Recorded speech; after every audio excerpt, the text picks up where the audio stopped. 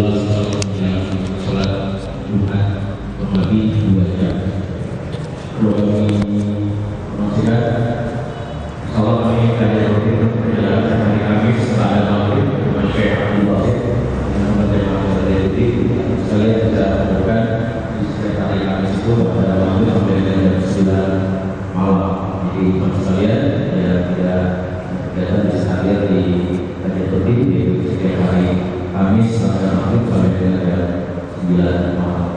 Baik, untuk proses waktu pada saat keadaan redaksi Adi Jelas.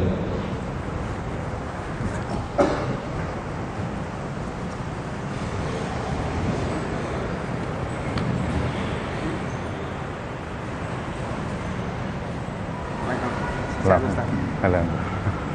Lagi mungkin ya? Iya, nanti. Insyaallah. Telat ya, bos telat.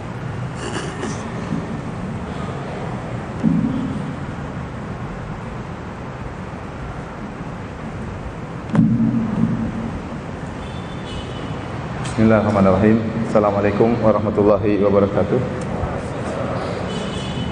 Alhamdulillahi ala ihsani wa syukru lahu ala taufiqihi wa amtinanihi wa asyhadu an la ilaha illallah wahdahu la syarika lahu ta'ziman li sya'nihi wa asyhadu anna Muhammadan abduhu wa rasuluhu da'ila ridwani. Allahumma salli alaihi wa ala alihi wa ashabihi wa ikhwanihi. Para hadirin yang dirahmati oleh Allah Subhanahu wa taala, alhamdulillah pada kesempatan kali ini Allah Subhanahu wa taala masih memberikan kita kesempatan untuk bisa berkumpul kembali dalam rangka untuk mempelajari yang berkaitan seputar masjid ya. Dan pengajian ini dikhususkan bagi para KM secara khusus ya, karena mereka yang lebih berkecimpung dalam bidang yang berkaitan dengan masjid ya. Tidak lupa salawat dan salam semoga tercurahkan selalu kepada junjungan kita Nabi Muhammad SAW dan juga kepada keluarganya serta seluruh sahabat beliau tanpa terkecuali.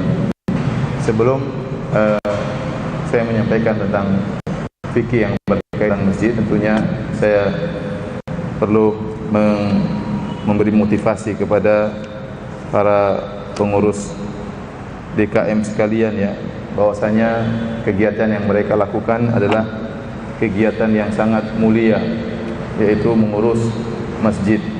Kalau dalam hadis disebutkan ada seorang wanita yang dia tugasnya membersihkan masjid, kemudian waktu meninggal dunia disolatkan oleh para sahabat dan tidak diberitahukan kepada Nabi SAW, maka Nabi SAW pun menghormati wanita tadi. Rasulullah SAW pun datang solat di kuburan wanita tersebut. Kenapa? Karena dia bersih-bersihkan apa? Masjid.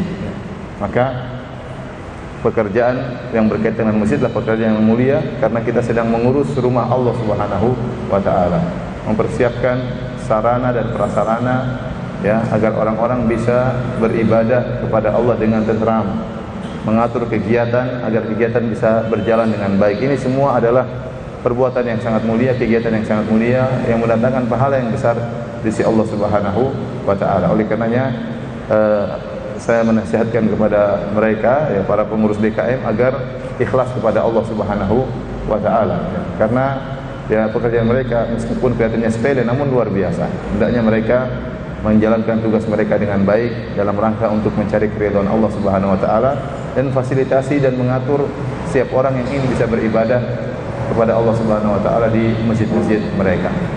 Baik, hadirin yang dirahmati oleh Allah Subhanahu wa taala, banyak permasalahan yang disebutkan oleh para ulama yang berkaitan dengan seputar masjid ya. Ini ada buku tebal sekali ya, fikih seputar masjid ya.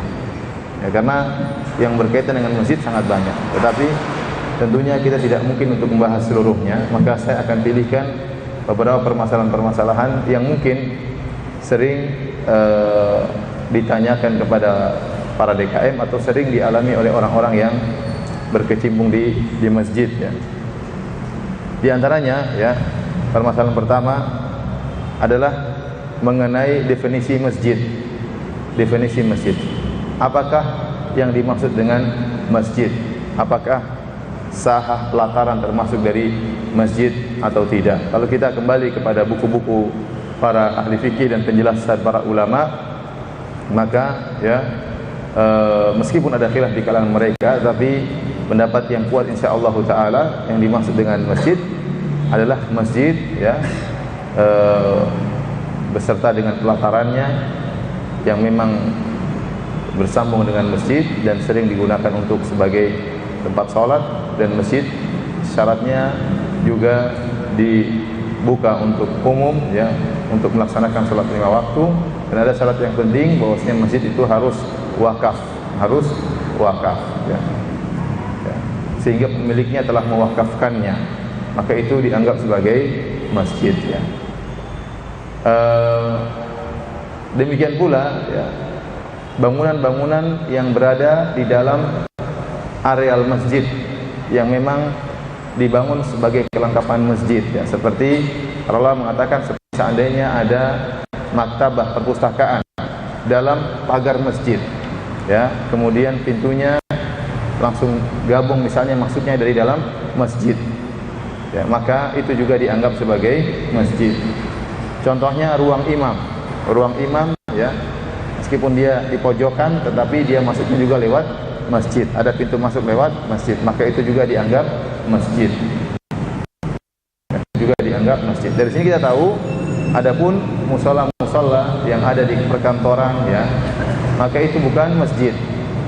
Pertama, tidak diwakafkan, itu milik kantor, itu tidak diwakafkan kepada umat Islam, kepada kaum muslimin. Yang kedua, sholatnya pun tidak sholat 5 waktu, sholatnya hanya beberapa waktu kemudian dikunci, biasanya sholat duhur ya, asar, maghrib. Adapun isya subuh biasanya tidak ada. Maka itu hakikatnya sebenarnya bukan masjid, meskipun fungsinya seperti fungsi masjid.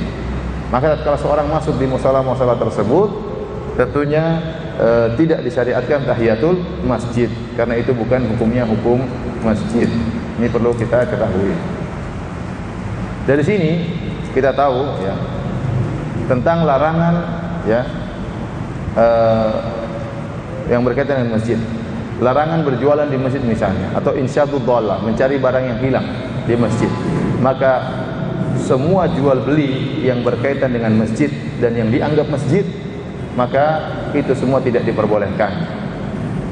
Contohnya masjid ini, Masjid Astra ini, situ ada pelataran di luar, itu jelas masjid, itu bagian dari masjid. Apalagi dikasih apa namanya ini, medhallah kalau bahasa Indonesia, dikasih apa? Kanopi ya. Kalau dikasih kanopi, orang juga sholat di situ ya, maka tidak boleh berjualan meskipun di luar pintu masjid. Kenapa? Pelataran tersebut bagian dari masjid, bahkan juga digunakan untuk apa? Sholat. Apalagi sudah disiapkan kanopinya yang menunjukkan itu bagian dari masjid, maka tidak boleh berjualan di situ. Kalau berjualan karena di luar pagar, tempat parkir itu boleh ya, tempat parkir karena itu di luar dari masjid. Maka boleh juga sholat tahiyatul masjid di situ, boleh, karena itu bagian dari masjid. Boleh juga iktikaf di situ, karena itu bagian dari masjid. Boleh nggak iktikaf di ruang imam saja iktikaf situ, yang lain nggak boleh? Boleh, karena itu bagian dari apa? Masjid. Boleh nggak iktikaf di maktabah, di perpustakaan masjid? Seperti contohnya kalau kita di masjid ini ada pintu keluar, pintu situ maktabah, itu juga bagian dari masjid. Kenapa? Dia bagian di dalam pagar masjid, maka itu dianggap masjid. Wallahu taala alam bisawab. Maka jual beli, berdagang, mencari barang hilang di tempat-tempat tersebut, ini tidak diperbolehkan karena dia bagian dari masjid.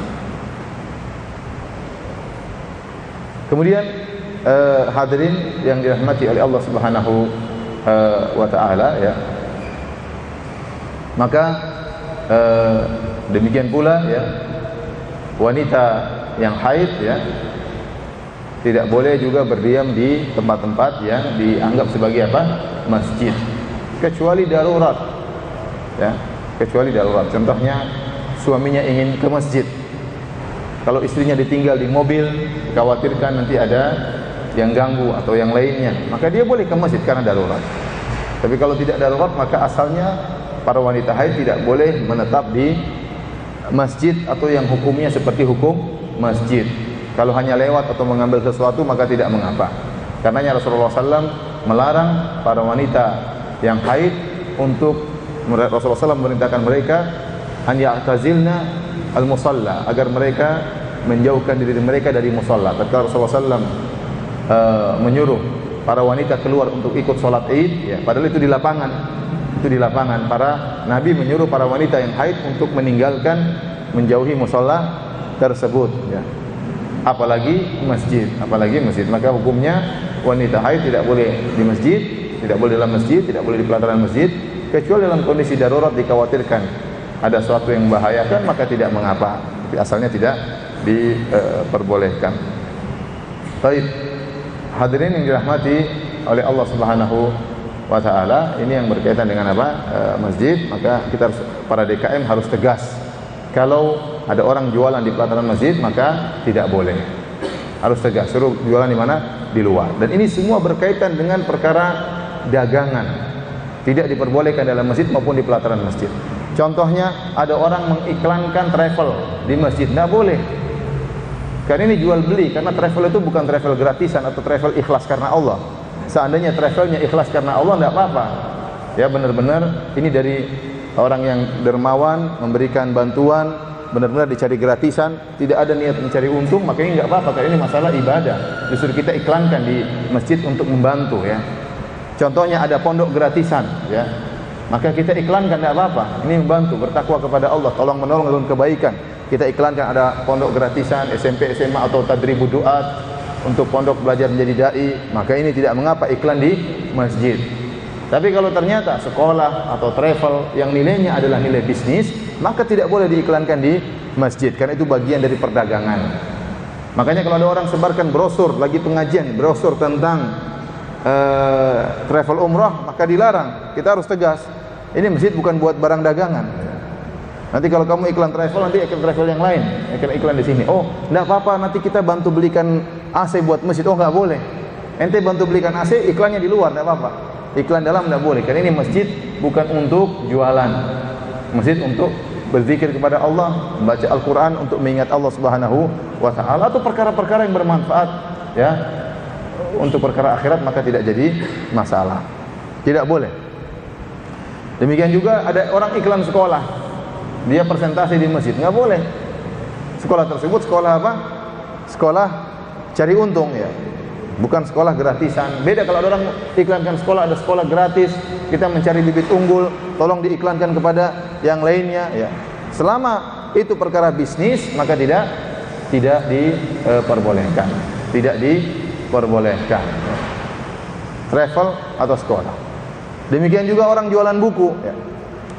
Kalau itu tujuan utama adalah jualan buku, ya, kemudian diiklankan di masjid, maka ini tidak diperbolehkan. Tidak diperbolehkan. Tapi kalau ternyata kebetulan, bukan maksudnya jualan buku, ya, kebetulan dia ngisi pengajian, bukunya disediakan oleh panitia, tapi tetap tidak boleh di mana?